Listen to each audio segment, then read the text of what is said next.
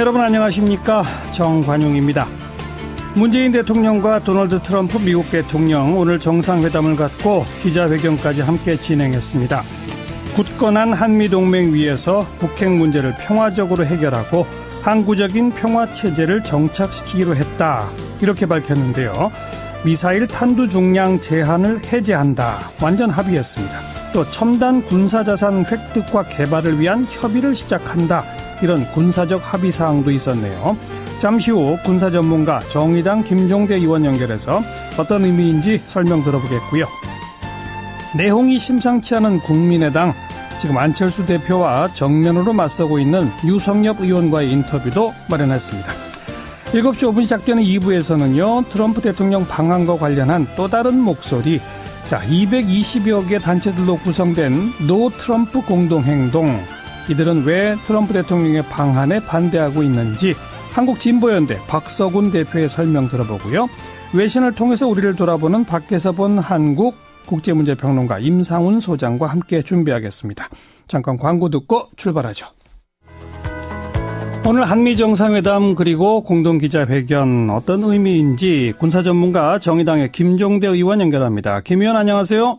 네, 안녕하십니까. 예, 방금 전에 이제 양국 정상이 발표를 하고 기자회견도 짧지만 했는데 우리 김종대 의원은 어느 대목을 가장 주목하셨어요? 뭐니 해도 한반도 문제 평화적 해결 원칙에 합의했다. 네. 예, 전에 매티스 국방장관이 와서도 똑같은 메시지를 냈고, 연이은 미국의 그 지도층들이 이렇게 대통령까지 포함해서 일단 전쟁이 아닌 평화적 해결, 또 항구적 평화체제, 이런 부분에 대해서 공감했다고 하는 것은 우리로서는 큰 좀 걱정을 덜은 매우 다행스러운 결과라고 생각합니다. 네. 기자의 질문에 그 북한과의 대화라고 하는 질문도 있었는데 거기에 대해서 트럼프 대통령이 모든 카드를 다 공개할 수는 없지만 뭐 이런 의미에 대해서 답변도 했죠. 예, 그 부분은 좀 아쉽습니다. 북한에 대해서 압박과 제재를 가하면서 그 압박과 제재 끝에는 어떤 창조적이고 생산적인 대화가 기다리고 있다는 메시지도 좀 냈으면 더 좋았을 것을. 이 부분에 대해서는 더 구체적인 어떤 그 대안이 나오질 않았고요. 아마도 내일 국회 연설까지 지켜봐야 그 본뜻이 뭔가를 더 짐작할 수 있을 것 같습니다. 반면에 우리로서 또 다행스러운 것은 지난 유엔 총회에서 북한을 완전히 파괴하겠다. 뭐 불바다, 뭐 화염 이런 얘기들 한동안 여름에 많이 나오지 않았습니까? 그랬죠. 예, 이런 강경 발언이 안 나왔다. 네. 예, 그래서 가장 강경한 발언도 안 나왔고 또 가장 온건한 평화와 대화에 대한 발언도 안 나왔다. 그 중간 정도의 어떤 원칙적인 방향 합의, 그건 두 가지입니다. 압박과 제재를 강화한다, 평화적 해결 원칙에 공감한다.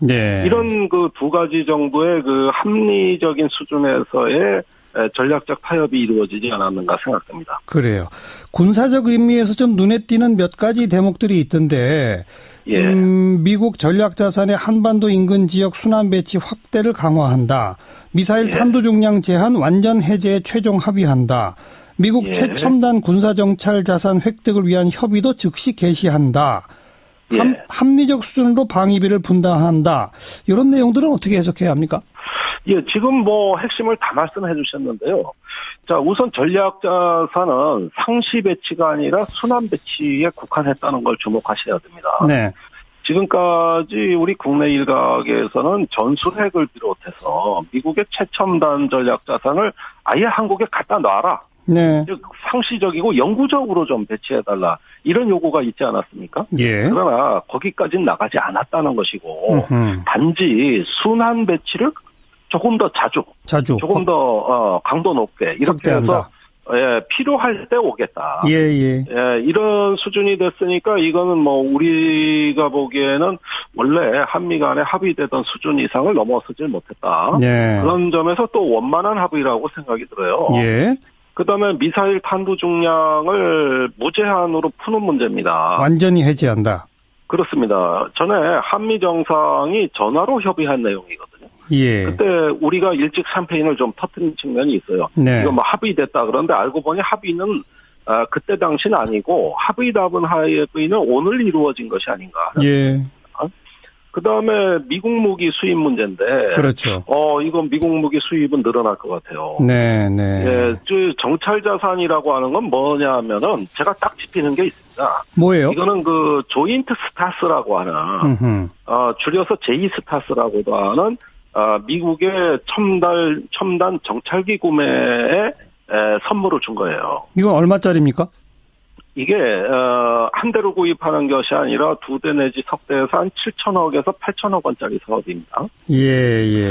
그런데 이 북한의 이동식 발사대가 움직이는 걸 탐지하는 정찰기입니다. 네. 고정 표적을 탐지하는 게 아니라 이걸 얘기한 건데, 예.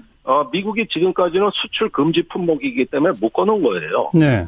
그래서 수출을 해제하는, 즉 한국의 선심을 쓰는 척하면서 사실상 또 무기를 팔 수 있는 네. 이런 어떤 경로가 열렸다고 생각이 들고요. 예. 이걸 또 트럼프 대통령은 미국의 일자리 창출하고 바로 연결해서, 그렇죠. 이거는 국내 유권자들을 향한 서비스를 한 것 같습니다. 예. 그리고 합리적 수준으로 방위비를 분담함으로써 뭐 이런 표현이 들어가 있는 것은 뭡니까? 이건 뭐 우리 외교의 성과라고 보는데, 네. 오늘 캠프 험프리 그 평택의 미군 기지를 방문하면서 굉장히 트럼프가 호평을 했어요. 예. 이 훌륭한 기지에 거의 한국이 돈을 다 대서 이렇게 좋은 기지를 만들었다. 이러면서 한국이 상당히 많은 기여를 하고 있다는 거를 이제 본인이 확인했다는 것이죠. 예. 그러면 합리적 방위비 분담이라는 것은 뭐냐면은, 이래서 한국이 충분히 부담하고 있단 말은 못 하겠고. 아하. 그러나 와 보니까 전 세계에서 가장 큰 호화 기지를 한국이 92%의 예산을 내서 다 줘줬다. 예. 그러니까 말문이 턱 막힌 거 아닌가. 예. 그래서 합리적 수준에서 앞으로 방위비 분담하기를 희망한다. 즉 올해 방위비 분담금 협상에서 우리가 상당히 유리한 고지를 저는 차지했다고 봅니다. 네. 그리고 정상회담 과정에서 트럼프 대통령이 이런 발언을 했다고 보도가 되어 있는데, 한국이 많은 군사시설물과 무기를 구입하기로 한 것에 대해 감사하다, 이렇게 말했다고 그래요. 예. 정상회담 할 때 보통 정상이 이런 말도 하나요? 안 합니다. 아니, 무슨 대통령이나 심지어 장관까지도. 그러게요. 이렇게 외국에 가서 막 무기 몇십억 달러 얘기하고 그걸 국내 일자리 얘기하고 이건 트럼프니까 하는 얘기지. 네. 아니, 대통령 정상회교에 그런 표현 안 나옵니다, 원래. 예. 그런데, 이렇게 무기 세일즈를 갖다가 마치 자신의 정체성으로 삼고 있는 트럼프가 어떤 군수산업 일자리 창출을 선거 때부터 워낙 얘기를 많이 하니까 이제는 이게 당연한 것처럼 돼버렸어요. 네. 그리고 어느 나라가 해외 무기 판매 정책을 공표합니까? 네. 그런 것들은 세계 평화를 위해서 바람직스럽진 않죠. 트럼프다운 발언이라고 생각합니다. 일본에서도 그랬죠, 트럼프는? 그렇죠. 그러면서 사실 일본에서는 좀 엉뚱하게 저번에 북한 미사일이 일본 영공으로 2차례 지나갔죠. 네. 그걸 왜 요격 못했냐? 미국 무기 더 많이 사면 요격할 텐데. 네. 이런 식으로 얘기를 하는 거는 제가 보기에는 이건 정말 어이가 없는 발언이고. 네. 이미 미국의 가장 고고도에서 미사일을 요격하는 스탠다드 SM-3 블록 2A라는 기종이 있어요. 예. 이건 뭐 많이 사고 아니고 간에 개발비 절반을 일본이 댔는데. 네. 뭘 삽니까? 이건 반은 일본 무기인데. 네.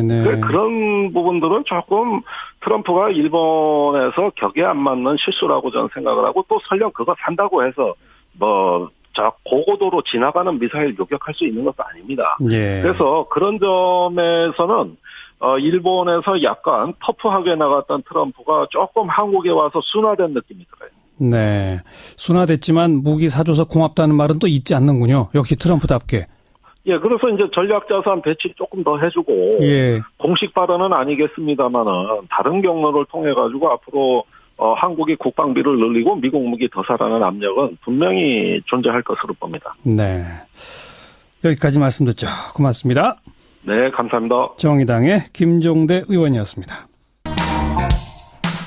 국민의당의 유성엽 의원이 안철수 대표의 당 운영에 대해서 비판을 하자 안철수 대표는 그런 정당에 계신 것이 무척 불편할 거란 생각마저 든다. 뭐 일반이 해석하기는 당이 싫으면 나가라 이런 식의 어떤 반응을 보였죠. 거기에 대해서 유성엽 의원은 또 딱 초딩 수준이라는 평가가 나오지 않을까 모른다. 이런 반응을 또 보였어요. 자, 유성엽 의원 목소리를 직접 들어봅니다. 유 의원님 안녕하세요. 예, 안녕하세요. 네. 초딩 수준이 무슨 말입니까? 아이고, 뭐 참 부끄럽습니다. 어떻든 너무 엉뚱한 반응이 나와서 예. 그건 뭐 당대표로서 해서는 안 되는 발언 아니냐. 뭐 이런 차원에서 지적한 겁니다. 네. 예. 엉뚱한 반응이라고 하는 건 그러니까 그 당에 계신 게 무척 불편할 거라는 생각마저 든다. 요게 엉뚱하다는 건가요? 예, 불편하면은 나가라 그런 뜻 아니에요. 네네. 그 어떤 당이 잘 될 수 있도록 대표에게 쓴소리를 포함해서 충원을 드리면은 예. 그걸 진지하게 받아들이고 또 대화와 토론을 통해서 어떤 합의점을 찾아가는 이런 노력을 보이는 것이 당 대표의 온당한 태도지. 예, 예. 불편하면 나가라. 이건 당 대표로서는 해서는 안 될 잘못된 발언 아닙니까? 안철수 대표의 당 운영의 핵심 문제가 뭡니까? 저는 그렇게 생각합니다. 이게 뭐 그분만의 독특한 스타일이 있다라고는 하지만은 네. 의사소통이 부족해요. 당내에서 소통이 부족해가지고 어허. 중요한 그런 사항들에 대해서 충분하게 당내에 논의를 하고 해서 결정을 하고 밀고 나가고 이렇게 가야 되는데 네. 아주 중요한 문제에 대해서 당내 소통도 없이 뭘 추진하다가 이게 또 안 되는 경우들도 많이 나왔단 말이죠. 저번에. 네. 그러면 또 아니면 말고 하고 뭐 이게 다른 국면으로 또 넘어가고 하는데 이게 지금 현재 국민의당이 그렇게 한가하게 실험이나 하고 있을 그런 상황이 아니지 않습니까? 예. 예. 국민의당에 앞으로 어느 방향으로 가야 옳다고 보세요, 유 의원께서는? 저는 뭐 오래전부터 국민의당이 현재 38석을 작년 총선에서 얻었고 예.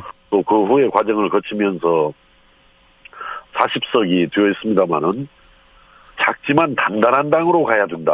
예. 무슨 뭐 정치 공학적으로 무슨 이합집산에 관심을 보인다라든지 네네. 그러지 말고 예. 정말 우리 국민들의 관심을 받을 수 있고 국민들의 감동을 불러일으킬 수 있는 정책들을 발굴해서 국민들한테 다가가고 예. 국민들한테 평가받고 인정을 받을 수 있는 이런 방향으로 가야지 무슨 뭐 이해타산에 빠져가지고 무슨 뭐 어디 바른정당과 뭐 통합을 하네 뭐더네 이런 거 지금 한다는 것 자체가 굉장히 정치 공학적인 구태입니다. 제가 볼 때는. 바른정당과의 통합 논의 그 자체에 대한 비판적이시고 저는 그런 것에 대한 예. 그 논의보다도 더 앞서야 할 것이 앞에서 말씀드린 대로 우리가 좀 작지만 단단한 당을 지향하면서 정말 그 제대로 된 정책 방향을 확정을 하고 예. 그래서 정부 여당이 잘하는 일은 박수 쳐주어서 생색내지 말고 도와주고 네. 또 잘못한 일에 대해서는 단호하게 그 반대하면서 예. 정책 정당을 지향하면서 이렇게 나가야지 무슨 뭐 바른정당에다 의석 뭐 그 가능하지도 않을 일이었지만은 20석 합친다고 해서 뭐 국민의당의 모습이 예. 나아집니까? 더군다나 정체성에서도 큰 차이를 보이고 있는데 정부가 잘하는 걸 도와주고 박수친다는 대목이 적폐청산 얘기하시는 건가요? 저는 뭐 그런 문제를 포함해서 예. 저 정부에서 또 잘하고 있는 방향들이 있다라고 생각을 하거든요. 네. 그런데 제가 좀 그래서 이제 그 글을 올리게 됐습니다만은 예. 그 적폐청산을 복수라고 표현하는 걸 보고 아하.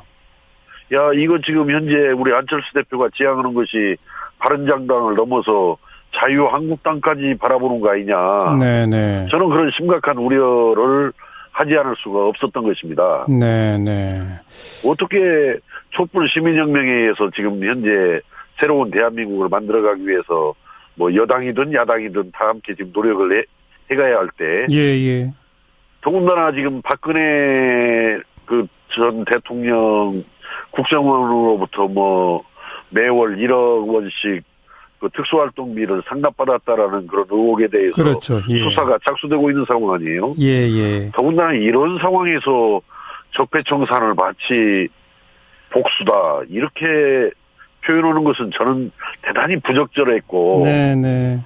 잘못된 표현이었다 알겠습니다. 이렇게 생각합니다. 정치권과 언론계 일각에서는 국민의당의 호남계 의원들은 결국 민주당 쪽으로 가고자 하는 거 아니냐라는 식의 의심적 눈초리를 보내는데 뭐라고 답변하시겠어요? 짧게 한 말. 저는 아까 말씀 중에서도 포함이 되어 있습니다만은 그렇게 저는 정치공학적으로 이합집산하는 거 국민들이 좋아하지 않는다라고 생각합니다. 오히려 구태라고 비판한다라고 생각합니다. 그래서 우리 호남계 의원들이 지난번에 새정치민주연합에서 탈당해서 국민의당을 만들고 이렇게 갔던 것은 정말 제대로 된 정치를 한번 지향해서 나가보자라는 그런 뜻에서 했던 것이기 때문에 물론 어떤 새정치민주연합하고 합쳐본다 이런 건 저희들은 머릿속에 꿈에도 생각해보지 않았습니다. 알겠습니다. 여기까지 듣죠. 고맙습니다. 예, 감사합니다. 국민의당 유성엽 의원이었습니다. 윤태곤 실장 어서 오십시오. 안녕하세요. 국정원 댓글 사건 수사 방해 혐의로 수사를 받던 현직 검사가 스스로 목숨을 끊었죠. 예, 어제인데요. 서울고검 변창훈 검사입니다. 네. 이분이 이제 검찰의 수사를 받으러 가기 전에 아마 이제 영장실질심사 이렇게 돼 있었던 것 같은데. 그렇죠. 자기 변호사 사무실 건물에서 투신해서 자기를 변호해 줄 변호인. 상담을 하다가 본인하고 같이 갔다가 투신해 사망을 했어요. 이분이 2013년 그 당시에 국정원장 법률보좌관으로 있었거든요. 네. 파견 검사인 셈이죠. 이미 구속된 장호중 전 부산지검장 또 이재영 대전고검검사 이분은 구속은 안 돼 있는데 이른바 현안 TF에서 활동을 하면서 그때 이미 이제 댓글 사건에 대해 가지고 국정원에 대한 수사가 진행되고 있었던 거거든요. 네네. 그것을 이제 가짜 사무실을 만들어 가지고 수사를 거기서 받고 압수수색을 그 가짜 사무실을 하게 하고 허위 진술을 시키고 이렇게 했다라는 혐의를 받고 있었어요. 그렇죠. 예, 현직 검사 3명이 연루된 건데 이제 그 과정에서 목숨을 끊은 건데 이게 근데 두 번째죠? 맞습니다. 지난달 30일에는 같은 혐의로 검찰 수사를 받던 국정원 소속의 정치호 변호사도 스스로 극단적 선택을 했습니다. 상당히 분위기가 지금 안 좋죠. 안 좋죠. 일단 이제 검찰 관계자는 이게 기자들한테 익명으로 말한 건데 사실상 공식 입장이에요. 국정원 수사와 관련해서 국정원 소속 변호사와 변창훈 검사가 사망한 것에 대해서 다시 한번 깊은 애도의 뜻을 표한다. 말로 표현하기 어려운 안타까움과 침통함을 느낀다. 이렇게 이야기를 했습니다. 그러면서도 그러나 해오던 대로 철저하게 하겠다. 검찰과 언론은 실체적 진실 발견이나 사회 정의, 기본권 보장 등 지향하는 바가 같다고 생각한다. 초심으로 돌아가서 앞서 말한 원칙을 보다 철저하게 지키려 한다. 이렇게 이야기했습니다. 보도에 따르면 유족들은 강하게 반발한다는데요? 예, 감정적으로 많이 격앙된 것 같아요. 두 가지 방향이에요. 압수수색 과정이 무리했다. 아들, 딸이 이제 학교 다니고 있는 모양인데 등교도 하기 전에 집에 있는 상황에서 이른 아침에 압수수색을 당했다. 후배 검사한테 15시간 동안 조사를 받았다. 그리고 피의 사실이 언론에 공개됐다. 이 수사 과정에서 극단적 선택을 하는 사람들이 대체로 이유로 꼽는 것들이 이런 겁니다. 이 사건이 잘잘못을 떠나가지고요. 통상적으로 비슷한 건데 같이 이제 겹치고 있네요. 검찰 수뇌부가 조문을 했죠. 어제 문무일 검찰총장 비롯해가지고 수뇌부가 조문을 했는데 유가족들 가까운 지인들 반응이 안 좋았던 것 같습니다. 고성도 오가고 그래서 오늘 같은 경우에는 문무일 검찰총장 명의 포함해가지고 검사장들 명의 그 조화를 빈소 주변에서 치워라. 다 치워라. 유족들이 이렇게 했다고 하네요. 네. 그러면 앞으로 수사에 차질이 빚어지겠죠, 아무래도? 그게 두 가지 방향일 것 같아요. 이게 두 번째 일인데다가 현직 검찰 간부가 스스로 목숨 끊은 거기 때문에 검찰 분위기가 되게 안 좋아요. 당연한 거 아니겠습니까? 근데 이 사건 자체가 법리 논쟁은 모르겠습니다만은 사실관계 자체는 복잡하지가 않아요. 요것은 팩트에 대해서는 많이 인정들 하는 바고, 근데 이걸 누가 주도적으로 했냐, 요 정도의 이제 논쟁이 있거든요. 가짜 사무실 차려놓고 이렇게 한 그런 것들이죠. 그거 사실관계에 대해서는 이제 다툼이 없는 것인데, 다만 이제 전 정부에서 이리저리 일을 했던 검사들이 있지 않습니까? 공무원이니까. 고위직들은 거의 나갔어요. 인사 이런 과정에서 사표 내고 많이 나갔고, 지금 남아있는 사람들은 중견 내지 실무급 검사들이거든요. 그러니까 이제 이 사람들의 불만이 커지는 거죠. 어떤 불만이죠? 뭐 조직이 시켜서 일을 하고 파견 나가고 그랬는데 이제 힘없는 뭐 그분들이 생각할 때는 이 실무자들한테 책임을 다 떠넘기냐 이제 이런 이제 분위기인 거죠. 조직의 명을 따랐을 뿐이다 이거로군요. 그렇죠. 그리고 이제 좀 저는 이 개별 사건에 대해서는 큰 어려움을 겪지는 않을 것 같은데 이런 건 있어요. 지금 중앙지검 전체 검사의 40% 정도가 적폐청산 사건에 투입돼 있거든요. 반 정도 되는 거 아니겠습니까? 근데 어제 국정원 개혁 TF가 NLL 정상회담 대화록 유출 등 몇 개 사건을 추가로 검찰 수사하기로 의뢰하기로 했어요. 더 늘어나네요. 그렇죠. 투입되는 인원은 더 늘어날 수밖에 없는 것이고 이러다 보니까 풍선 효과라는 게 있지 않습니까? 다른 사건들에 대해서는 아무래도 좀 소홀해질 수밖에 없는 그런 이제 개별 사건의 어려움보다는 전반적으로 피로도가 누적돼가는 상황인데 이런 안 좋은 일까지 겹치면은 피로도라든지 이제 좀 분위기가 어수선한 것들은 점점점 늘어나겠죠. 사회적 분위기도 사실 적폐청산 사건 수사 같은 건 전광석화 같이 빨리빨리 끝내주길 기대하는데 거긴 좀 힘이 어렵겠군요. 그렇죠. 지금 또 벌려놓은 거를 또 덮을 수는 없는 상황 아니겠습니까? 글쎄요. 네. 여기까지 수고하셨습니다. 감사합니다. 네. 윤태권 실장이었습니다. 시사잡기 1부 마치겠습니다. 잠깐 뉴스 들으시고요. 7시 5분 2부에 다시 옵니다.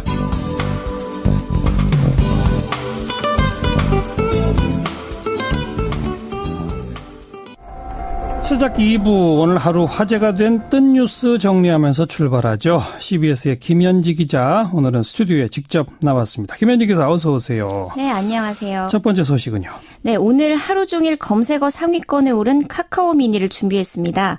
카카오의 인공지능 스피커인 카카오 미니. 오늘 정식 판매 시작 9분 만에 준비된 물량 15,000대가 완판되면서 뜨거운 관심을 입증했습니다. 네. 인공지능 스피커는 음성 명령만으로 날씨나 뉴스, 음악, 길찾기 등의 서비스를 제공해 차세대 스마트폰으로 꼽히기도 하는데요. 특히 카카오 미니는 국민 메신저인 카카오톡을 터치 없이 목소리만으로도 보낼 수 있어 판매 전부터 큰 관심을 모았습니다. 카카오톡을 그냥 말만 하면 바로 보내줘요? 네, 그렇더라고요. 그래요? 예, 그래서 네티즌들이 벌써부터 이용 후기를 올리면서 장단점을 비교하고 있는데요. 장점으로는 예쁜 디자인과 말로 보내는 카톡을 많이들 꼽았고요. 단점으로는 내장 배터리만 있는 데다 유선이라 집안에서만 선을 꽂아서 써야 한다는 불편함을 꼽았습니다. 네, 이제 인공지능 생활용품들이 계속 쏟아져 나오겠군요. 자, 다음 뉴스는요. 네, 국정감사 도중 때 아닌 동성애 논란입니다. 오늘 국회 운영위원회는 인권위원회와 국회 사무처 등을 대상으로 마지막 국감을 진행했는데요. 네. 질의에 나선 자유한국당 김정재 의원이 이성호 인권위원장에게 동성애를 찬성하느냐고 물은 게 논란의 시작이었습니다. 네. 이 위원장은 성소수자 차별은 반대한다고 했지만 김 의원이 계속해 동성애 찬반 의사를 밝히라고 캐물었고. 그래요? 네. 이 위원장은 개인적으로 저는 이성애자라며 뜬금없는 성적 지향성을 고백한 겁니다. 예. 이에 여당 의원들은 공개석상에서 동성애자냐 아니냐에 대해 밝히라고 강요하는 것 자체가 옳지 않다. 다른 나라에선 이런 질문을 하면 형사처벌 대상이다라며 비판했는데요. 누리꾼들도 국감이 어찌 초등학교 학급회의보다 못하냐, 동성애가 찬성과 반대만 있다는 게 말이 되냐며 비난을 쏟아냈습니다. 우리가 인권위원회 국감이라고 그랬죠? 네네. 거기서 인권 침해 질문이 오갔군요. 그런 셈이죠. 다음 뉴스는요? 예, 오늘 사법시험의 마지막 합격자가 발표됐습니다. 이로써 사법시험은 70년 역사에 마침표를 찍었습니다. 오늘 법무부는 제59회 사법시험 최종 합격자 55명을 발표했는데요. 마지막 사시 최고 득점자는 단국대학교 졸업생 37살 이혜경 씨가 차지했습니다. 네. 또 45살 박종현 씨가 최고령 합격자로 또 서울대학교에 재학 중인 20살 이승우 씨가 마지막 최연소 합격자로 명단에 올랐습니다.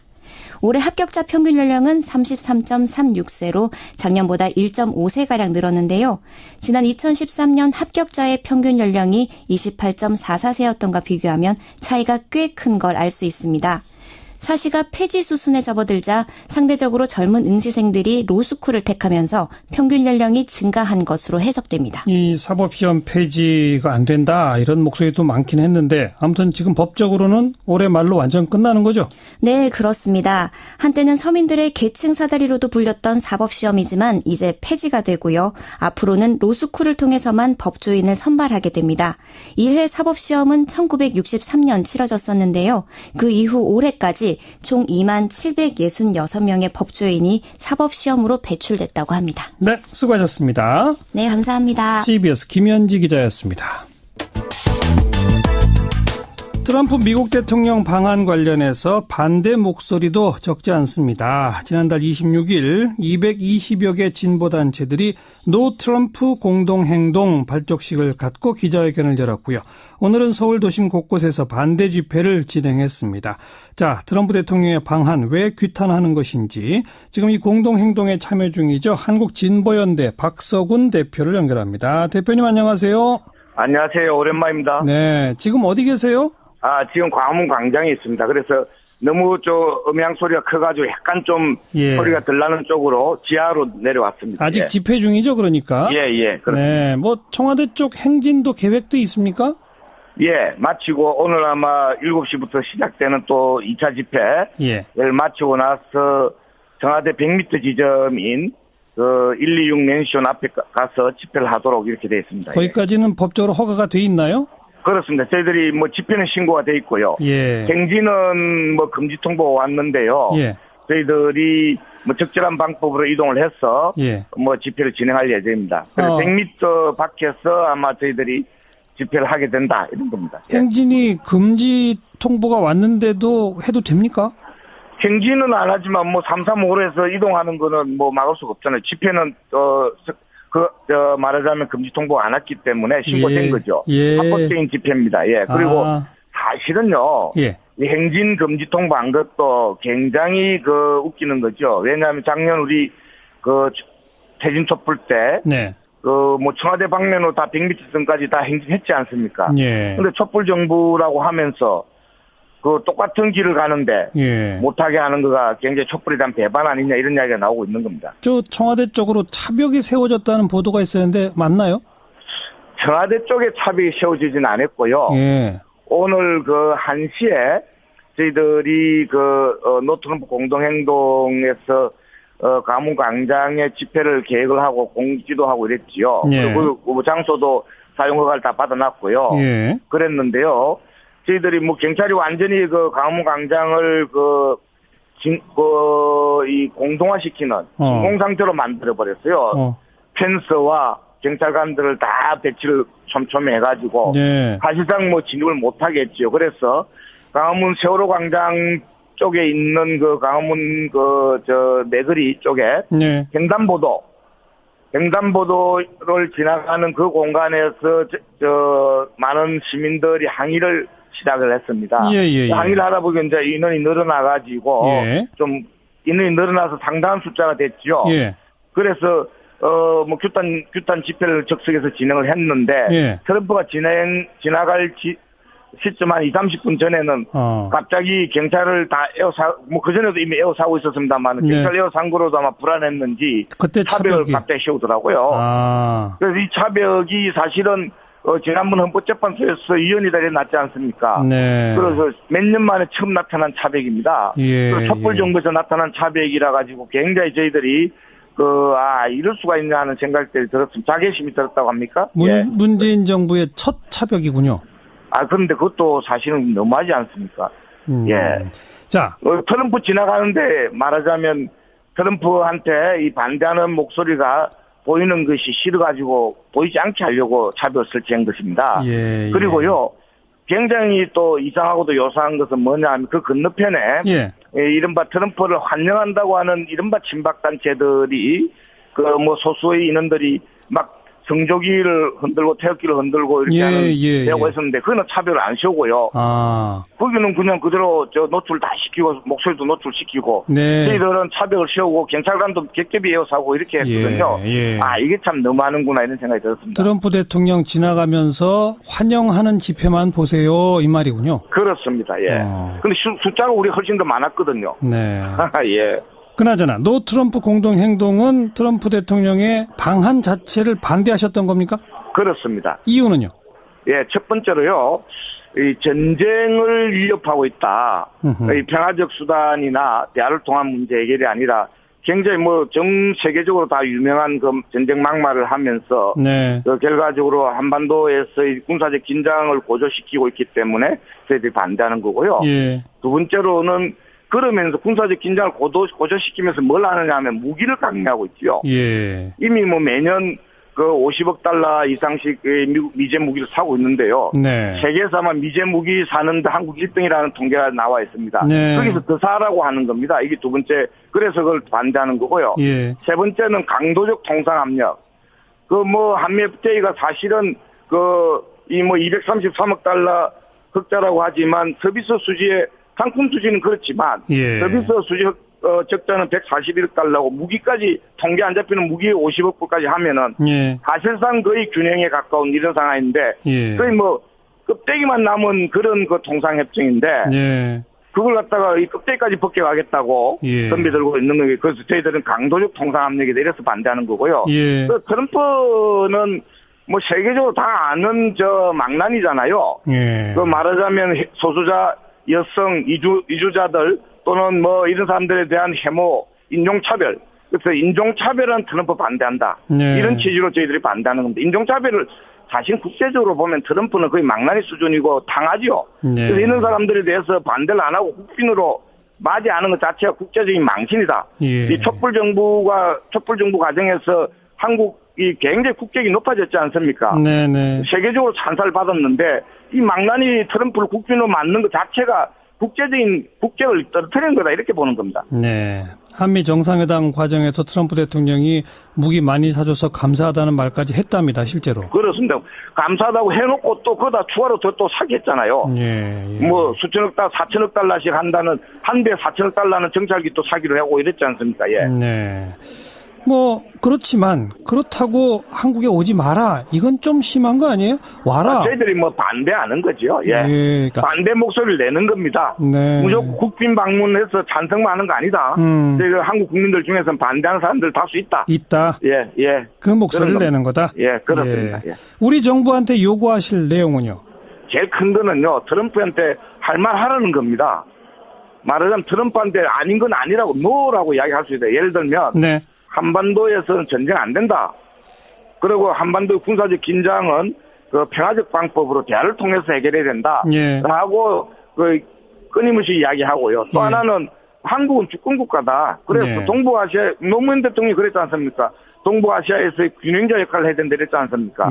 그래서 균형자 역할까지는 안 하더라 최소한 자주적인 역할을 하면서 미국과 중국 그리고 러시아와 일본 사이에 이 자주적으로 서서 우리가 우리 살 길을 개척해 나가는 비전과 그런 계획을 갖고 나가야 된다. 그래서 기본적으로는 저희들이 요구하는 것은 노라고 이야기해야 된다. 그래서 알겠습니다. 일부러 저희들 연대 이름도 노 트럼프 공동행동이라고 그렇게 적은 겁니다. 노라고 할 수 있어야 된다. 내일은 국회 연설이 예정돼 있는데 내일은 혹시 국회 앞 집회를 하시는? 내일도요. 10시에 국회 앞에서 기자회견을 하고요.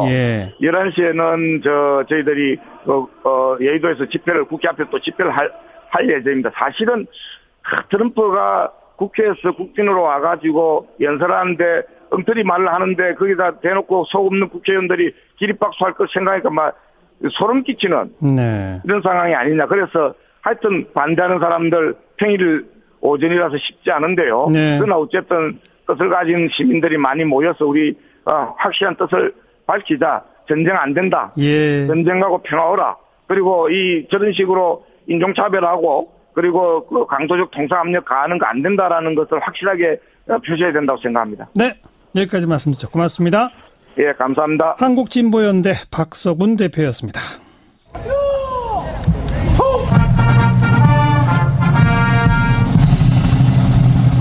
어려울 때 진정한 친구를 알 수 있다고 합니다. 트럼프 대통령과 저는 미국 전략자산의 한반도와 인근 지역으로의 순환 배치를 확대 강화하기로 했습니다. 우리 양 정상은 한국의 미사일 탄두 중량 제한을 완전히 해제하는 데 최종 합의했습니다.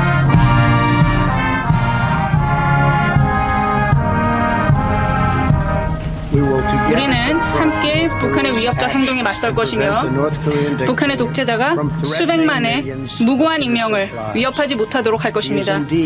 한국은, 대한민국은 그리고 한국은 굉장히 중요한 국가입니다. 그리고 한국을 우회하는 일은 없을 것입니다. 그 부분은 지금 바로 말씀드릴 수 있습니다. 네, 사운드 오브 뉴스 오늘 한미 정상회담 관련된 소리들 좀 들어봤고요. 자, 김민아 기자 오늘 그 밖에 다른 뉴스 정리해보죠. 오늘 오전에 김관진 전 청와대 국가안보실장이 피의자 신분으로 검찰에 소환됐습니다. 이명박 정부 시절에 국방부 장관을 지내면서 임관빈 당시 국방부 정책실장으로부터 이 사이버 사령부의 댓글 활동 등을 보고받고 관여한 혐의를 받고 있죠. 네, 김관진 전 실장은 뭐라고 말을 했나요? 사이버 사령부 심리전단은 북한의 기만적인 대남 선전선동에 대비해서 만든 것이고 본연의 임무를 수행하기 위해서 최선을 다했다. 이렇게 얘기했습니다. 기본적으로 이제 그 혐의는 다 부정을 한 거죠. 그러네요. 하지만 이 이명박 전 대통령에게 보고를 했는지 여부, 그리고 이명박 전 대통령의 이 우리 사람을 철저히 가려서 뽑아야 한다라는 지시에 따라서 호남 지역 출신을 심리전단 채용에 배제했다는 의혹을 인정하는지 여부, 여기에 대해서는 좀 명확하게 답을 하지 않는 그런 모습을 보였고요. 네. 검찰은 일단 김관진 전 실장 조사 마치고 구속영장을 청구하는 방안을 검토 중이라고 합니다. 그러면 그 다음 조사 대상이 이명박 전 대통령으로 갈 수 있는 거예요? 못 가는 거예요? 일단 당시 국방부 장관을 수사한 것이기 때문에 자연스럽게 그 다음은 이명박 전 대통령이 될 것이다. 이런 생각이 가능할 것 같은데요. 검찰도 기자들이 물어보니까 이 가능성을 굳이 부인하지는 않는 그런 모습 보였습니다. 예. 특히 대선을 앞둔 2012년 7월 달에 이 사이버 사령부에 예년의 10배에 가까운 군무원 이 79명이 선발이 됐고 이 중 47명이 이 문제가 되는 530 심리전단에 배치되는 이런 과정이 있었거든요. 예. 앞서 말씀드린 이런 우리 사람을 철저히 가려 뽑아야 한다. 이런 말들로 미루어 볼 때 이 과정에 이명박 전 대통령의 관여가 있었을 가능성이 있다라는 게 검찰의 판단이라고 합니다. 네. 여기에 2007년 남북정상회담 대화록이 유출된 과정 이것에 대해서도 당시 청와대 관계자가 조사를 받을 수 없는 상황이기 때문에 이명박 전 대통령을 향한 검찰 수사는 계속 이제 진행이 되는 그런 상황이 되겠습니다. 그 대화록 유출에는 박근혜 정권의 남재준 전 국정원장도 연루가 돼 있다는 거죠? 그렇습니다. 이 국정원 개혁위가 어제 밝힌 바에 따르면 2009년 5월부터 국정원이 원세훈 전 원장 지시에 따라서 이전 정부의 대북 정책을 비판하기로는 이런 목적으로 2007년 남북정상회담 대화록에 대한 보고서를 작성을 해서 청와대 비서실장과 외교안보수석실 관계자 등에 보고를 했다라는 사실이 밝혀졌다는 거죠. 예. 이 보고서는 2013년 1월 달에 월간조선에 의해서 그 내용이 쭉 보도가 됐는데 국정원 개혁위는 이 보도 내용이 2012년 12월 청와대 외교안보수석실 관계자가 유출한 그 결과로 이제 보고 있습니다. 당시에 이 사안이 논란이 쭉 되니까 남재준 전 국정원장이 2013년 6월 달에 103쪽에 달하는 남북정상회담 회의록 전문을 공개한 이런 사건이 있었죠. 그렇죠. 국정원 개혁위는 일단 이 남재준 전 원장의 행위가 대통령 기록물법을 위반한 것이거나 그렇지 않더라도 직무상 비밀누설에 해당할 수 있다. 이렇게 판단을 했다고 합니다. 남재준 원장이 만약에 이 과정에서 청와대와 논의를 하는 등의 어떤 사전 교감이 있었다면 다른 혐의도 같이 적용할 수 있는 그런 상황으로 보입니다. 네, 다음 뉴스는요. 전병헌 청와대 정무수석이 이 전 보좌관들의 어떤 금품수수 의혹 이런 것들에 휘말렸다 이런 보도가 나오고 있는데요. 예. 오늘 오전에 검찰이 한국 e스포츠협회 사무실을 압수수색하면서 전병헌 수석이 국회의원이던 시절에 보좌진들이 롯데홈쇼핑에서 수억 원대 로비 자금을 받은 정황을 포착해서 수사하고 있다 이렇게 밝힌 것입니다. 이 과정에서 보좌진 3명은 체포가 됐다고 하고요. 네. 전병헌 수석은 기자들에게 이제 입장문을 보냈는데 어떠한 불법에 관여한 바도 없다. 참으로 어처구니가 없는 심정이다. 이렇게 밝히고 있습니다. 의혹의 구체적 내용이 뭐예요? 전병헌 수석 잘 아시다시피 국회의원 재임 중에 e스포츠협회 회장을 맡아서 많은 역할을 또 했는데요. 2015년에 롯데홈쇼핑이 e스포츠협회에 3억 원대 후원금을 냈다고 합니다. 이때가 네. 기억하시겠지만은 롯데홈쇼핑 제어가 그리고 2016년도에 롯데 관련 수사에서 밝혀지듯이 여러 가지 로비가 있었다. 이런 내용들이 밝혀지는 그런 시점이거든요. 예. 근데 검찰은 이때 이제 체포된 윤모 씨 등이 전병헌 수석의 어떤 그 보좌진이나 측근 사람들에게 상품이 흘러가는데 이제 역할을 하는 그런 정황을 잡은 것으로 알려지고 있습니다. 그래서 결국 전병헌 의원에 대한 어떤 후원금 세탁 이런 여부까지 수사하겠다라는 입장인데요. 전병헌 수석은 또 당시에 국회의 미래창조과학 방송통신위원회 소속으로 롯데홈쇼핑 재승인 심사에 영향력을 행사할 수 있는 위치였기 때문에 이런 의혹의 당사자가 되고 있는 상황입니다. 이 꽤 오래전 일인데 현직 정무수석을 그 오래전 일로 수사한다. 이거 아주 심상치 않은데요. 사실 이 의혹은 동아일보의 작년 9월 20일자 신문 지면에도 이제 익명 처리가 돼서 보도된 바가 있는 상황입니다. 그래서 갑자기 나온 얘기는 아니라는 건데요. 예. 물론 이 전병헌 수석의 죄가 있는지 여부는 이제 수사를 해봐야 알 수 있고 만약 기소가 된다면 재판도 끝나봐야 이제 정확히 알 수 있을 것이겠죠. 예. 하지만 지금 지목해볼 부분은 말씀하셨듯이 뭐 이런 정치적 파장이 어디까지 갈 것이냐인데 야당은 지금 전임 정권 수사를 정치 보복이라고 지금 줄기차게 주장하고 있는 거 아니겠습니까? 그래서 제 어떤 그 해석인데 검찰 입장에서는 좀 이에 대한 부담을 느끼지 않았겠느냐 이런 해석도 가능할 것 같고요. 보통 검찰이 정치적 논란이 있는 수사를 할 때는 여야 균형을 맞추는 모습을 많이 보여왔기 때문에 아하. 이렇게 좀 공개적으로 압수수색까지 한 것은 역시 검찰의 좀 정치적 고려도 배경에 있지 않겠느냐 이런 얘기도 나올 수 있는 상황인 것 같습니다. 네. 아무튼 더 지켜보고요. 다음 뉴스는요? 창원터널 화물차 폭발 사고와 관련해서 사고 원인을 추론할 수 있는 사실들이 쭉 보도가 되고 있어서 좀 화제입니다. 결국은 이 안전불감증에 의한 인재다 이런 지적을 피할 수 없는 상황으로 보입니다. 예, 사고 원인으로 지금 브레이크 결함이 유력하다 이런 말 나오네요. 오늘 신문 지면을 보면 경찰은 일단 이 화물차의 차체 결함 여기에 무게를 두고 수사 중이라고 하는데요. 사고 직전에 이런 영상을 보면은 트럭 차체 아래서 불꽃으로 추정이 되는 불빛이 여러 차례 번쩍거리더라는 것이죠. 네. 이것은 브레이크 라이닝이 뭐 닳았거나 손상됐기 때문으로 보인다는 게 경찰의 해석인데 예. 이 운전자 윤모 씨가 과거 화물 운송 종사 자격증 시험에 수차례 떨어졌다. 그리고 사고 3개월 전에 대장암 1기수를 받았다. 이런 정황들도 보도되고 있어서 그리고 나이도 아주 고령이었죠. 그렇죠. 그래서 운전자 과실에 대한 부분도 좀 수사 가능성이 있는 것 같습니다. 결국 제대로 자격을 갖추지 못한 운전자가 아주 많은 양의 위험한 화물을 무리한 방법으로 운송했다. 또 그게 가능했다. 이거잖아요. 그렇습니다. 이걸 고쳐야 제도적으로 개선이 되는 거 아닐까요? 그렇습니다. 이 문화일보 보도를 보면은요, 이 운전자가 운송비로 받기로 한 돈 한 12만 원 가량이라고 하는데 도로비, 유류비, 차량 관리비들을 제하면은 한 4만 원 안팎이 남는 정도라고 하거든요. 네. 즉 다른 운전자들이 볼 때는 뭐 수지가 좀 맞지 않는 그런 일거리였다는 것이죠. 아하. 그러다 보니까 가장 위험한 일거리를 경쟁력을 갖추지 못한 사람이 운송하는 그런 상황이 된 것으로도 볼 수가 있겠는데 화물 차량 운전자는 법적으로는 개인 사업자인 특수고용 노동자입니다. 예. 그래서 이런 좀 제도적 미비가 이런 문제의 또 원인이 아니었는지도 한번 돌아볼 필요가 있는 것 같습니다. 위험 물질을 운송할 때는 특정한 자격을 갖추도록 한다든지 뭐 이런 게 필요하겠네요. 그렇습니다. 다음 뉴스는요? 사우디아라비아의 모하마드 빈 살만 왕세자가 반대파 수청 작업에 속도를 내고 있다. 이런 소식입니다. 지난 4일에 이제 부패 척결을 명분으로 왕자 11명, 현직 장관 4명, 전직 장관 수십 명을 이제 체포를 했는데요. 외신에 의하면 오늘은 이 빈 살만 왕세자가 주도하는 반부패위원회가 주로 반대파들로 구성된 범죄 혐의자들의 계좌와 자산을 동결할 예정이다. 이렇게 밝혔다고 합니다. 예. 사우디아라비아 검찰총장은 이것은 부패를 뿌리 뽑기 위한 시작에 불과하다 이렇게 얘기를 하고 있어 아마도 이 추가 숙청 가능성에 좀 가속화될 가능성 이 언론이 주시를 하고 있습니다. 결국 이게 권력 투쟁이죠? 그렇습니다. 압둘 아지즈 초대 국왕의 아들이 너무 많아서 형제 계승을 하다 보니까 좀 왕위 계승자들이 고령화돼서 이런 권력 투쟁이 좀 시작이 됐다. 이런 영향도 이제 볼 수밖에 없겠는데요. 예. 그런데 근본적으로는 이 국제 정세와 또 경제 문제라는 점에서 이란 문제가 배경에 있다. 이런 해석도 지금 나오고 있습니다. 이란? 그렇습니다. 지난 4일에 레바논 총리가 사우디를 방문했다가 헤즈볼라 암살 위협을 이유로 전격 사퇴한 이런 일도 있었는데요. 이 레바논 총리는 수니파의 지지를 받는 사람이지만 헤즈볼라는 또 시아파이고 또 이란과 또 입장을 같이 하기 때문에 이것도 같은 맥락에서 벌어진 일이다. 이런 해석이 있거든요. 예. 일단 미국 오바마 정권이 이란과 핵합의를 이룬 이후에 경제 제재가 풀리면서 중동 정세가 이란 시아파 대 사우디 수니파로 급속도로 양극화되는 그런 모습입니다. 특히 사우디는 앞으로 이란과 석유 생산을 놓고도 계속 경쟁해야 되는 입장인데 그래서 이제 저유가 상황도 길게 이어지고 있는 것 아니겠습니까? 사우디 입장에서 유리한 고지를 점하려면 탈석유화 정책이 필요하고 그러기 위해서는 좀 기득권에 대한 개혁과 숙청이 불가피한 그런 측면도 있다는 것이지요. 예. 특히 미국 트럼프 행정부가 사실상 빈 살만 왕세자 편을 들어주고 있고 지지하고 있는데 이것도 좀 이런 행보에 좀 영향을 주고 있는 것으로 해석이 되고 있습니다. 네, 여기까지 김민하 기자 수고하셨습니다. 고맙습니다.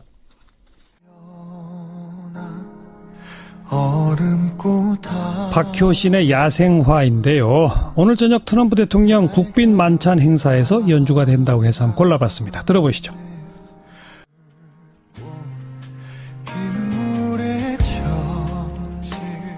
네, 외신에 보도된 우리 모습 살펴보는 밖에서 본 한국 코너, 국제민주평론가이시죠. 인문결 연구소의 임상훈 소장 어서 오십시오. 네, 안녕하십니까. 아무래도 트럼프 소식부터 봐야겠죠. 네, 워낙 계속 다뤄졌던 뉴스죠. 트럼프 대통령의 한국 방문. 국내야 말할 것도 없고 이 국제사회에서도 예외적으로 이번에 굉장히 큰 관심을 많이 보였습니다. 네. 그래서 외신들이 어떻게 보고 있는지 한번 준비해봤습니다. 네, 우선 주목되는 외신은요. 아시아 순방에 나선 트럼프 도자기 가게의 코끼리가 될 것인가 이런 표현이 나왔습니다. 도자기 가게의 코끼리? 네. 얼마나 불안하겠습니까? 예.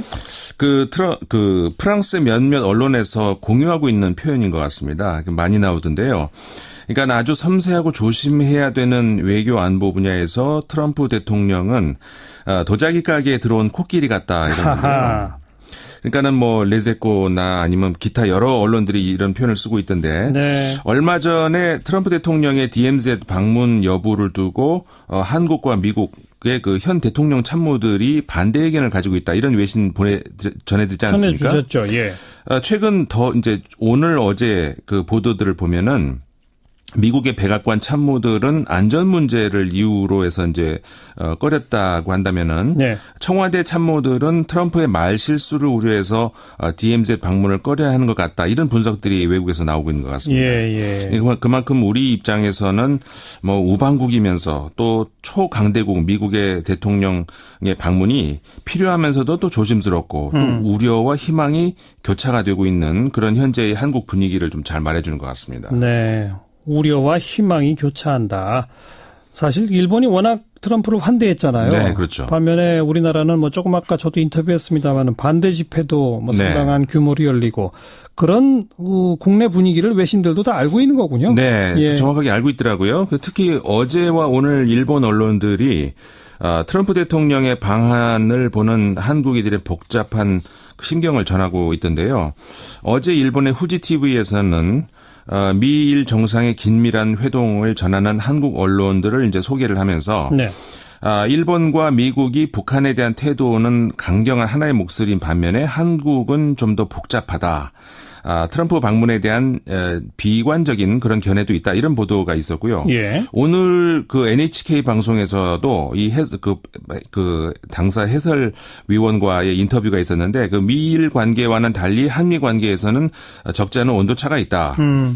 트럼프는 전쟁도 불사한다는 생각을 가지고 있는 반면에 문재인 대통령은 북한에 대해서는 핵 미사일 개발에 절대 용납을 하지 않는다. 압력을 가할 것이다. 그런 반면에 미국과 일본보다 대화에 의한 해결을 지향해야 된다. 이런 점을 더 강조한다. 이런 말을 하고 있습니다. 만약 군사적 행동이 벌어지면 한국은 당사자니까 그러니까요. 입장이 다를 수밖에 없죠. 네, 그렇습니다.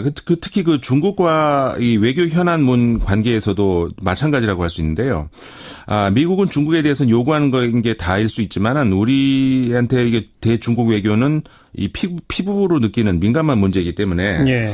그런 의미에서 아까 말씀드렸던 그 NHK 방송의 해설위원도 중국 이야기를 좀 이번에도 보니까 하고 있는데 예. 중국이 사태의 열쇠를 이번에 그 북한 문제에 있어서 쥐고 있기 때문에 그런 중국을 두고 전 정권이 사드 배치를 한 이후에 중국과의 관계가 급속히 냉각이 됐는데 이제 겨우 이제 해빙 무드로 가고 있다 이렇게 분석을 하면서 하지만 한국은 중국과의 관계도 중요하지만 동시에 미국의 핵 우산 안에 있는 동맹국이다. 그래서 미국과 중국의 가운데서 참 쉽지 않은 입장이다. 이렇게 소개를 했습니다. 예. 어쨌든 일본의 전폭적인 환영 분위기와는 다른 그 한국의 분위기를 외신들도 좀 잘 알고 있는 것 같습니다. 그건 그렇고 일본의 트럼프 환대가 좀 너무 지나쳤다.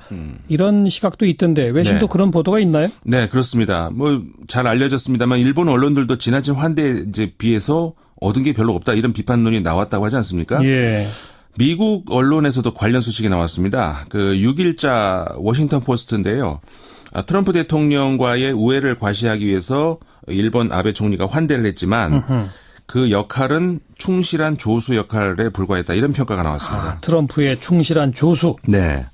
그러니까 일본 특유의 접대 문화라고 해서 이제 오모테나시라는 표현이 있지 않습니까? 예. 그러니까 아주 성실한 환대를 했지만 오히려 트럼프 대통령에 의해서 일본이 동등한 국가로 예우를 받지는 못했다. 이렇게 워싱턴 포스트가 분석을 했는데요. 네. 트럼프 대통령이 취임한 이후에 상당수의 그 전통적인 미국의 우방국들이 거리를 좀 두는 사이에 아베 총리는 꼭 반대로 꾸준한 구애를 벌였지 않습니까? 그랬죠. 그 이해도 이제 계속 들고 있는데 워싱턴 포스트가 예. 그럼에도 불구하고 이제 이번에 그랬다는 건데 결국 트럼프와 아베의 관계는 트럼프의 지배적인 우위를 은연중에 내비치는 틀 속에 갇히게 됐다. 이렇게 이 신문이 보도를 했습니다. 그게 그 트럼프의 지배적 우위 아래에 아베가 오는 그런 네. 틀. 이게 네. 미일 간의 지금 관계다 이건가요? 그렇죠. 그러니까는 어떻게 보면은 미국과 일본 간의 좀 두 양국 간의 특수한 관계가 아닌가. 이런 거기서 기인한 건 아닌가 이렇게 생각할 수도 있는데 네. 유럽 언론들도 그 점을 좀 잘 파악하고 있는 것 같습니다. 예. 영국의 가디언 신문 같은 경우에 일본은 전통적으로 미국의 대통령에 대해서 예외적인 극진한 환대를 해왔다. 이번뿐만이 아니고 계속해서 네 그렇게 예. 보도가 나왔거든요. 예. 이런 말 있지 않습니까? 일인지하 만인지상 네. 이런 말인데 혹시 일본 사람들이 일국지하 만국지상이라는 생각을 하는 것 아닌가? 하하. 이를 싶을 정도로 그 미국에 대해서 특별한 우대를 좀 한다 이런 생각이 드는데 워싱턴 포스트는 특히 그 트럼프 대통령의 이번에 일본에서의 공동 기자회견 중에서 한 장면을 상징적으로 설명을 하고 있는데요. 예. 트럼프 대통령은 그 공동 기자회견 중에 이제 이렇게 말을 했습니다. 여러분은 세계에서 가장 강력한 경제 중 하나를 이룩했다. 원고에 나와 있는 내용입니다. 예. 이렇게 있다가 고개를 들고서 우리 경제만큼 좋은지는 잘 모르겠다. 아니죠? 그러면서 영어로 오케이 이렇게 즉석에서 농담을 한 겁니다. 근데 이 오케이라는 말을 할 때의 이 말투가 미국인들이 보기에는 부모가 아이한테 하는 그런 말투라는 겁니다. 네. 아주 썰렁했다는 거죠. 그러니까 일본 경제를 칭찬하는 척하면서 우리보다 좋은 건 아니다. 네. 근데 그냥 오케이?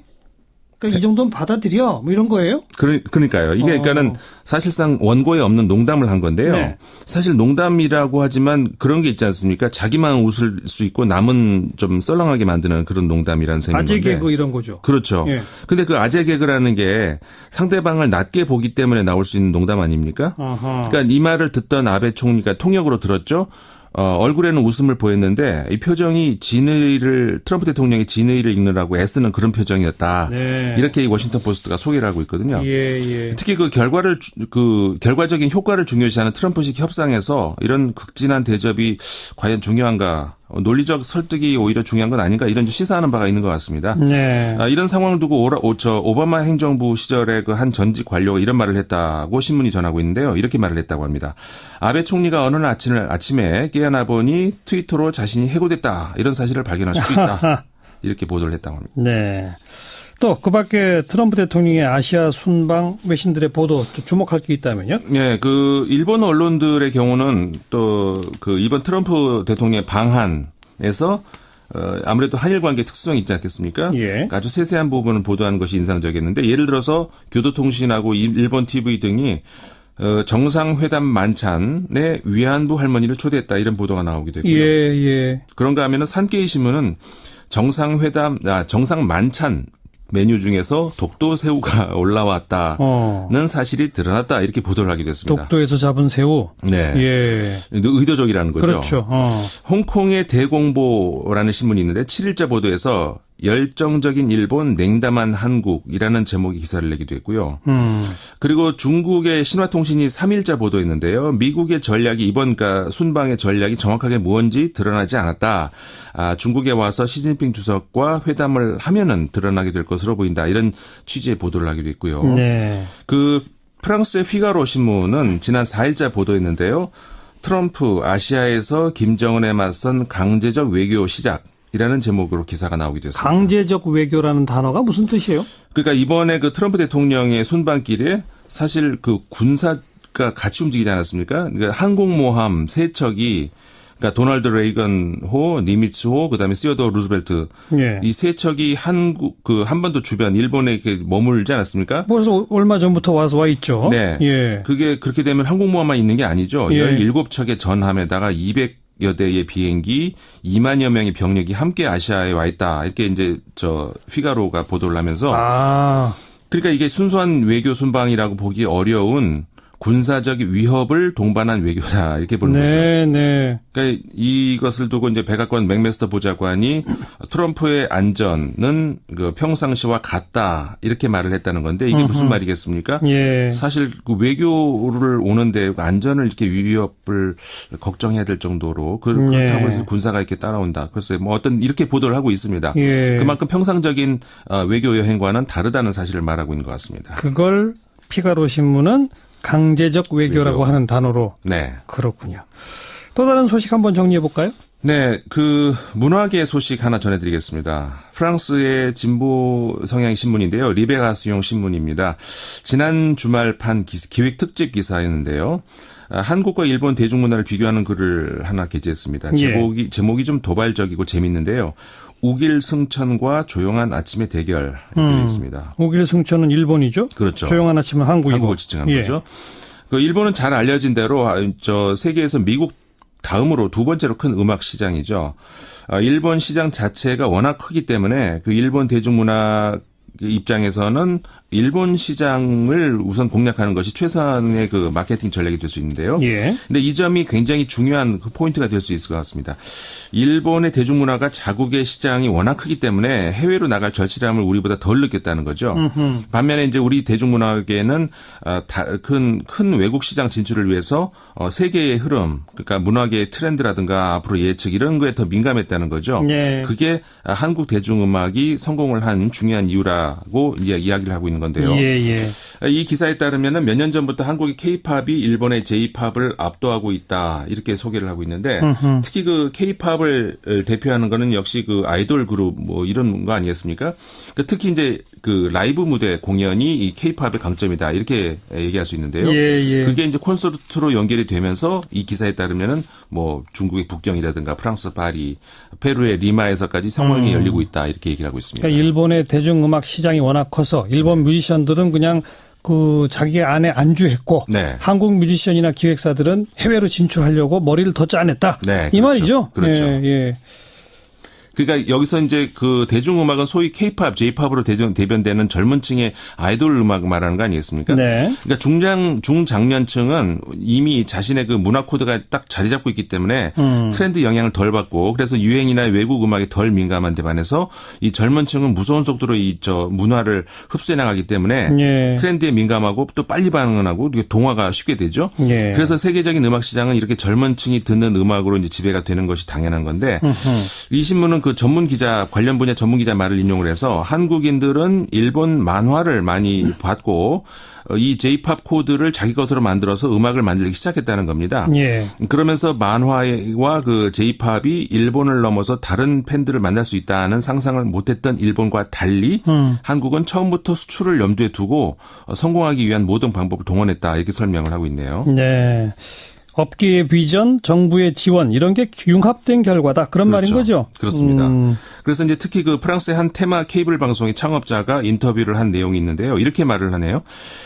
매일 90분의 음악 방송을 우리가 하고 있는데 주로 K-팝들이 주로 나간다. 네. K-팝 뮤직비디오는 세부적인 내용까지 잘 처리되어 있고 음악도 좋고 아티스트들에 대한 그 마케팅도 훌륭하다. 이런 모든 것들이 눈길을 끌고 있어서 프랑스 팬들은 K-팝을 더 요구하고 있다. 이렇게 얘기를 하고 있습니다. 그러니까 단순한 마케팅이 아니라 내용적인 질적인 수준에서도 이미 프랑스 팬들 마음을 사로잡았다. 네, 그렇죠. 그래서 이제 리베가스용 신문은 이런 것들이 한국의 K-팝이 그 프랑스에서 성공할 수 있는 요인이라고 보고 있는 건데요.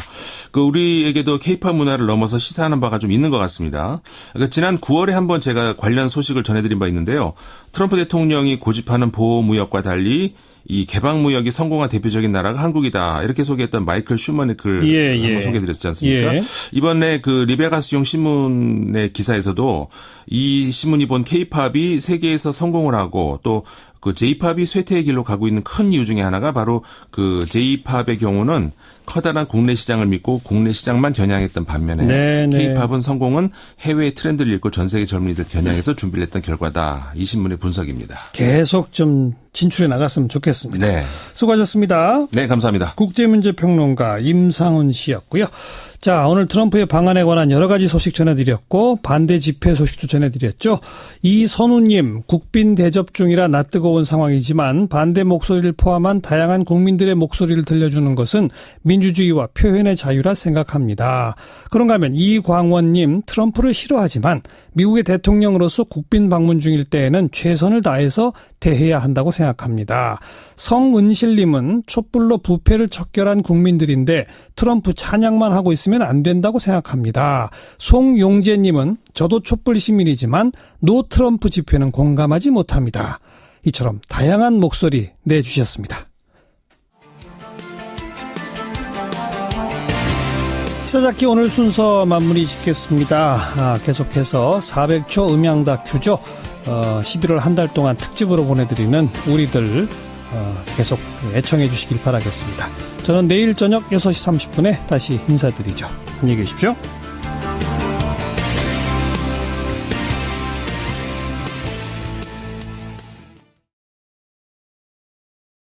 새로운 대한민국을 만들어가기 위해서 뭐 여당이든 야당이든 다 함께 지금 노력을 해가야 할 때. 예. 더군다나 지금 박근혜 그 전 대통령 국정원으로부터 뭐 매월 1억 원씩 그 특수활동비를 상납받았다라는 그런 의혹에 대해서 그렇죠. 예. 수사가 착수되고 있는 상황 아니에요? 예. 더군다나 이런 상황에서 적폐청산을 마치 복수다 이렇게 표현하는 것은 저는 대단히 부적절했고 잘못된 표현이었다 이렇게 생각합니다. 정치권과 언론계 일각에서는 국민의당의 호남계 의원들은 결국 민주당 쪽으로 가고자 하는 거 아니냐라는 식의 의심적 눈초리를 보내는데 뭐라고 답변하시겠어요? 짧게 한 말. 저는 아까 뭐 말씀 중에서도 포함이 되어 있습니다만은 그렇게 저는 정치공학적으로 이합집산하는 거 국민들이 좋아하지 않는다라고 생각합니다. 오히려 구태라고 비판한다라고 생각합니다. 그래서 우리 뭐 호남계 의원들이 지난번에 새정치민주연합에서 탈당해서 국민의당을 만들고 이렇게 갔던 것은 정말 제대로 된 정치를 한번 지향해서 나가보자라는 그런 뜻에서 했던 것이기 때문에 물론 뭐 어떤 뭐 새정치민주연합하고 뭐 합쳐본다 이런 건 뭐 저희들은 머릿속에 꿈에도 생각해보지 않았습니다. 알겠습니다. 여기까지 듣죠. 고맙습니다. 예, 감사합니다. 국민의당 유성엽 의원이었습니다. 윤태곤 실장 어서 오십시오. 네, 안녕하세요. 국정원 댓글 사건 수사 방해 혐의로 수사를 받던 현직 검사가 스스로 목숨을 끊었죠. 예, 어제인데요. 서울고검 변창훈 검사입니다. 네. 이분이 이제 검찰의 수사를 받으러 가기 전에 아마 이제 영장실질심사 이렇게 돼 있었던 것 같은데. 그렇죠. 자기 변호사 사무실 건물에서 투신해서 자기를 변호해 줄 변호인 그 상담을 하다가 본인하고 같이 갔다가 투신해 사망을 했어요. 이분이 2013년 그 당시에 국정원장 법률보좌관으로 있었거든요. 파견 검사인 셈이죠. 이미 구속된 장호중 전 부산지검장 또 이재영 대전고검검사 이분은 구속은 안 돼 있는데 이른바 현안 TF에서 활동을 하면서 그때 이미 이제 댓글 사건에 대해 가지고 국정원에 대한 수사가 진행되고 있었던 거거든요. 그것을 이제 가짜 사무실을 만들어 가지고 수사를 거기서 받고 뭐 압수수색을 그 가짜 사무실을 하게 하고 허위 진술을 시키고 이렇게 했다라는 혐의를 받고 있었어요. 그렇죠. 예, 현직 검사 3명이 연루된 건데 이제 그 과정에서 목숨을 끊은 건데 이게 근데 두 번째죠? 맞습니다. 지난달 30일에는 같은 혐의로 검찰 수사를 받던 국정원 소속의 정치호 변호사도 스스로 극단적 선택을 했습니다. 상당히 분위기가 지금 안 좋죠. 안 좋죠. 일단 이제 검찰 관계자는 이게 기자들한테 익명으로 말한 건데 사실상 공식 입장이에요. 국정원 수사와 관련해서 국정원 소속 변호사와 변창훈 검사가 사망한 것에 대해서 다시 한번 깊은 애도의 뜻을 표한다. 말로 표현하기 어려운 안타까움과 침통함을 느낀다. 이렇게 이야기를 했습니다. 근데 그러면서도 그러나 해오던 대로 철저하게 하겠다. 검찰과 언론은 실체적 진실 발견이나 사회 정의, 기본권 보장 등 지향하는 바가 같다고 생각한다. 초심으로 돌아가서 앞서 말한 원칙을 보다 철저하게 지키려 한다. 이렇게 이야기했습니다. 나가라 그런 뜻 아니에요. 네네. 그 어떤 당이 잘 둘 수 있도록 대표에게 쓴소리를 포함해서 충원을 드리면은 예. 그걸 진지하게 받아들이고 또 대화와 토론을 통해서 어떤 합의점을 찾아가는 이런 노력을 보이는 것이 당 대표의 온당한 태도지. 예, 예. 불편하면 나가라. 이건 당 대표로서는 해서는 안 될 잘못된 발언 아닙니까? 안철수 대표의 당 운영의 핵심 문제가 뭡니까? 저는 그렇게 생각합니다. 이게 뭐 그분만의 독특한 스타일이 있다라고는 하지만은 네. 의사소통이 부족해요. 당내에서 소통이 부족해가지고 어허. 중요한 그런 사항들에 대해서 충분하게 당내에 논의를 하고 해서 결정을 하고 밀고 나가고 이렇게 가야 되는데 네.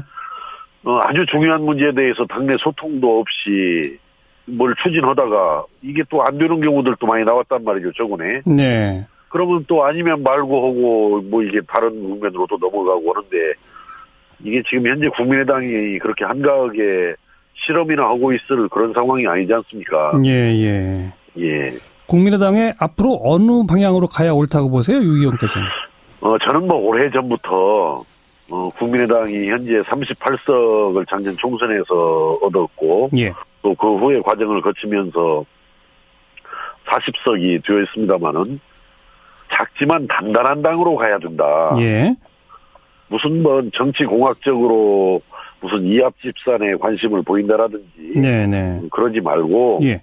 정말 우리 국민들의 관심을 받을 수 있고 국민들의 감동을 불러일으킬 수 있는 정책들을 발굴해서 국민들한테 다가가고 예. 국민들한테 평가받고 인정을 받을 수 있는 이런 방향으로 가야지 무슨 뭐 이해타산에 빠져가지고 무슨 뭐 어디 바른정당과 뭐 통합을 하네 뭐더네 이런 거 지금 한다는 것 자체가 굉장히 정치공학적인 구태입니다. 제가 볼 때는. 바른정당과의 통합 논의 그 자체에 대한 비판적이시고 저는 그런 것에 대한 그 논의보다도 더 앞서야 할 것이 앞에서 말씀드린 대로 우리가 좀 작지만 단단한 당을 지향하면서 정말 그 제대로 된 정책 방향을 확정을 하고 그래서 정부 여당이 잘하는 일은 박수 쳐주어서 생색내지 말고 도와주고 네.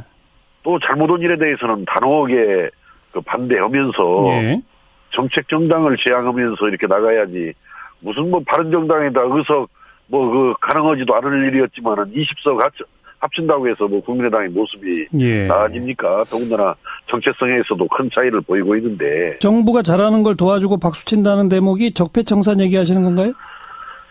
저는 뭐 그런 문제를 포함해서 저 정부에서 또 잘하고 있는 방향들이 있다라고 생각을 하거든요. 네. 그런데 제가 좀 그래서 이제 그 글을 올리게 됐습니다만은 그 적폐청산을 복수라고 표현하는 걸 보고 야 이거 지금 현재 우리 안철수 대표가 지향하는 것이 바른정당을 넘어서 자유한국당까지 바라보는 거 아니냐. 네네. 저는 그런 심각한 우려를 하지 않을 수가 없었던 것입니다. 네네.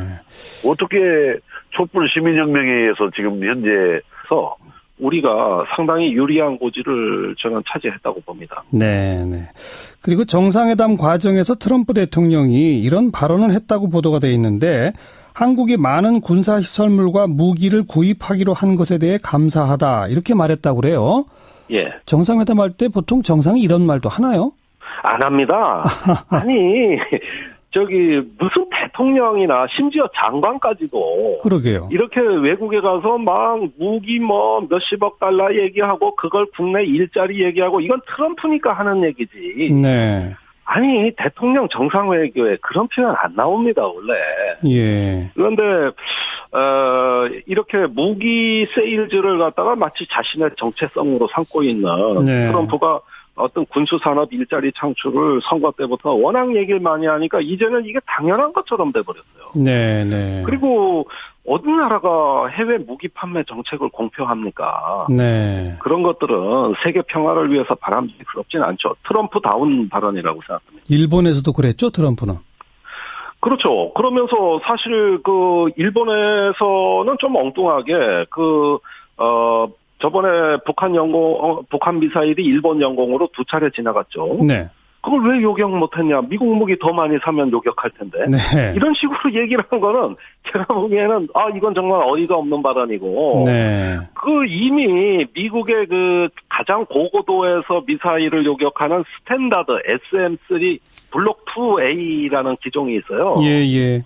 이건 뭐 많이 사고 아니고 간에 그 개발비 절반을 일본이 댔는데. 네. 뭘 삽니까? 이건 반은 일본 무기인데. 네.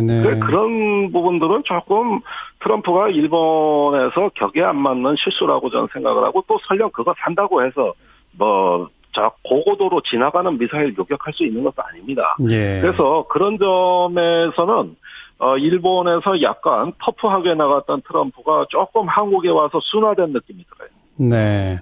순화됐지만 무기 사줘서 고맙다는 말은 또 있지 않는군요. 역시 트럼프답게. 예, 그래서 이제 전략자산 배치 조금 더 해주고, 예. 공식 발언은 아니겠습니다만은, 다른 경로를 통해가지고 앞으로, 한국이 국방비를 늘리고 미국 무기 더 사라는 압력은 분명히 존재할 것으로 봅니다. 네. 여기까지 말씀 듣죠. 고맙습니다. 네, 감사합니다. 정의당의 김종대 의원이었습니다. 국민의당의 유성엽 의원이 안철수 대표의 당 운영에 대해서 비판을 하자 안철수 대표는 그런 정당에 계신 것이 무척 불편할 거란 생각마저 든다. 일반이 해석하기는 당이 싫으면 나가라. 이런 식의 어떤 반응을 보였죠. 거기에 대해서 유성엽 의원은 또 딱 초딩 수준이라는 평가가 나오지 않을까 모른다. 이런 반응을 또 보였어요. 자, 유성엽 의원 목소리를 직접 들어봅니다. 유 의원님 안녕하세요. 예, 안녕하세요. 네. 초딩 수준이 무슨 말입니까? 아이고, 참 부끄럽습니다. 어떻든 너무 엉뚱한 반응이 나와서, 예. 그건 당대표로서 해서는 안 되는 발언 아니냐, 이런 차원에서 지적한 겁니다. 네. 예. 엉뚱한 반응이라고 하는 건 그러니까 그 당에 계신 게 무척 불편할 거라는 생각마저 든다. 요게 엉뚱하다는 건가요? 예, 불편하면은. 제한 완전 해제에 최종 합의한다. 미국 최첨단 군사정찰 자산 획득을 위한 협의도 즉시 개시한다. 합리적 수준으로 방위비를 분담한다. 이런 내용들은 어떻게 해석해야 합니까? 예, 지금 핵심을 다 말씀해 주셨는데요. 자, 우선 전략자산은 상시 배치가 아니라 순환 배치에 국한했다는 걸 주목하셔야 됩니다. 네.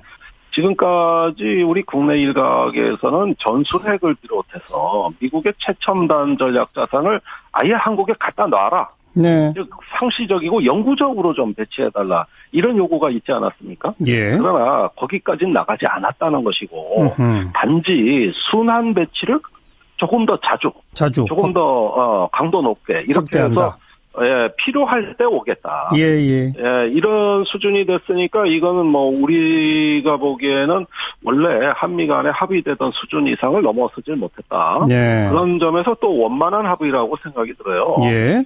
그다음에 미사일 탄두 중량을 무제한으로 푸는 문제입니다. 완전히 해제한다. 그렇습니다. 전에 한미 정상이 전화로 협의한 내용이거든요. 예. 그때 우리가 일찍 샴페인을 좀 터뜨린 측면이 있어요. 네. 이거 합의됐다. 그런데 알고 보니 합의는 그때 당시는 아니고 합의답은 합의는 오늘 이루어진 것이 아닌가. 예. 그다음에 미국 무기 수입 문제인데. 그렇죠. 이건 미국 무기 수입은 늘어날 것 같아요. 네. 예, 정찰 자산이라고 하는 건 뭐냐면은 제가 딱 짚히는 게 있습니다. 뭐예요? 이거는 그 조인트 스타스라고 하는 줄여서 제2스타스라고도 하는 미국의 첨단 정찰기 구매에 선물을 준 거예요. 이건 얼마짜리입니까? 이게 한 대로 구입하는 것이 아니라 두 대 내지 석 대에서 한 7천억에서 8천억 원짜리 사업입니다. 예. 그런데 이 북한의 이동식 발사대가 움직이는 걸 탐지하는 정찰기입니다. 네. 고정 표적을 탐지하는 게 아니라 이걸 얘기한 건데 예. 미국이 지금까지는 수출 금지 품목이기 때문에 묶어놓은 거예요. 네. 그래서 수출을 해제하는, 즉 한국의 선심을 쓰는 척하면서 사실상 또 무기를 팔 수 있는 네. 이런 어떤 경로가 열렸다고 생각이 들고요. 예. 이걸 또 트럼프 대통령은 미국의 일자리 창출하고 바로 연결해서 그렇죠. 이거는 국내 유권자들을 향한 서비스를 한 것 같습니다. 예. 그리고 합리적 수준으로 방위비를 분담함으로써 이런 표현이 들어가 있는 것은 뭡니까? 이건 우리 외교의 성과라고 보는데, 네. 오늘 캠프 험프리 그 평택의 미군 기지를 방문하면서 굉장히 그 트럼프가 호평을 했어요. 네. 이 훌륭한 기지에 거의 한국이 돈을 다 대서 이렇게 좋은 기지를 만들었다. 이러면서 한국이 상당히 많은 기여를 하고 있다는 거를 이제 본인이 확인했다는 것이죠. 예. 그러면 합리적 방위비 분담이라는 것은 뭐냐면은 이래서 한국이 충분히 부담하고 있단 말은 못 하겠고. 아하. 그러나 와 보니까 전 세계에서 가장 큰 호화 기지를 한국이 92%의 예산을 내서 다 줘줬다. 그러니까 말문이 턱 막힌 거 아닌가. 그래서 합리적 수준에서 앞으로 방위비 분담하기를 희망한다. 즉 올해 방위비 분담금 협상에서.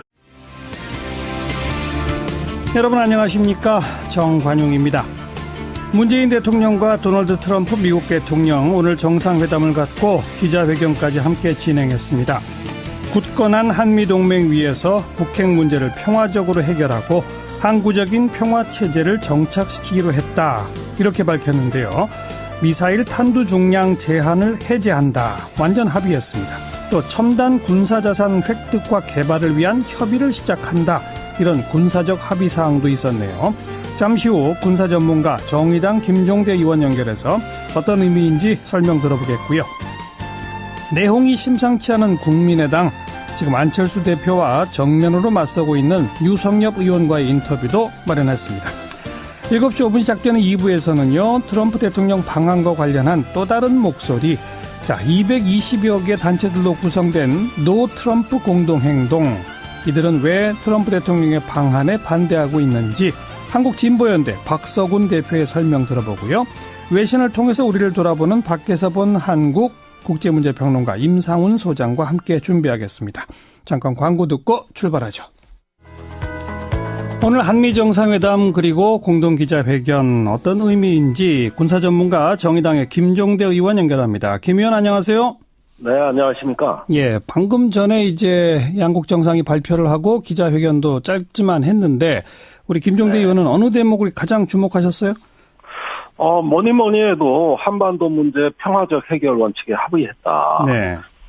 전에 매티스 국방장관이 와서도 똑같은 메시지를 냈고, 연이은 미국의 그 지도층들이 이렇게 대통령까지 포함해서 일단 전쟁이 아닌 평화적 해결, 또 항구적 평화체제, 이런 부분에 대해서 공감했다고 하는 것은, 우리로서는 큰 좀 걱정을 덜은 매우 다행스러운 결과라고 생각합니다. 기자의 질문에 그 북한과의 대화라고 하는 질문도 있었는데 거기에 대해서 트럼프 대통령이 모든 카드를 다 공개할 수는 없지만 뭐 이런 의미에 대해서 답변도 했죠. 그 부분은 좀 아쉽습니다. 북한에 대해서 압박과 제재를 가하면서 그 압박과 제재 끝에는 어떤 창조적이고 생산적인 대화가 기다리고 있다는 메시지도 좀 냈으면 더 좋았을 것을. 이 부분에 대해서는 더 구체적인 어떤 그 대안이 나오질 않았고요. 아마도 내일 국회 연설까지 지켜봐야 그 본뜻이 뭔가를 더 짐작할 수 있을 것 같습니다. 반면에 우리로서 또 다행스러운 것은 지난 유엔 총회에서 북한을 완전히 파괴하겠다. 불바다, 화염, 이런 얘기들 한동안 여름에 많이 나오지 않았습니까? 그랬죠. 이런 강경 발언이 안 나왔다. 그래서 가장 강경한 발언도 안 나왔고, 또 가장 온건한 평화와 대화에 대한 발언도 안 나왔다. 그 중간 정도의 어떤 원칙적인 방향 합의, 그건 두 가지입니다. 압박과 제재를 강화한다, 평화적 해결 원칙에 공감한다. 이런 그 두 가지 정도의 그 합리적인 수준에서의 전략적 타협이 이루어지지 않았는가 생각됩니다. 그래요. 군사적 의미에서 좀 눈에 띄는 몇 가지 대목들이 있던데, 미국 전략 자산의 한반도 인근 지역 순환 배치 확대를 강화한다. 미사일 탄두 중량